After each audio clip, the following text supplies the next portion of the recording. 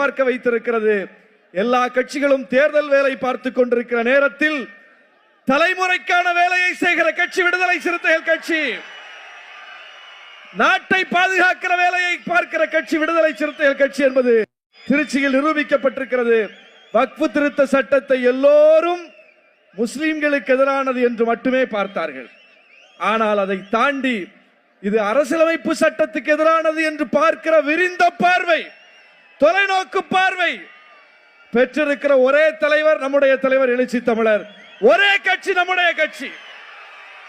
எல்லோரும் இது முஸ்லிம்களுக்குள்ள பிரச்சனை, முஸ்லிம்களுக்குள்ள பிரச்சனை என்று அதை அப்படி பார்த்து கொண்டிருந்த வேளையில் அப்படி பார்க்க கூடாது. முஸ்லிம்களுக்கும் பிரச்சனை இருக்கிறது உண்மைதான். ஆனால் அதை விட புரட்சியாளர் அம்பேத்கர் எழுதி தந்த அரசியலமைப்பு சட்டத்துக்கு மிகப்பெரிய ஆபத்து இருக்கிறது.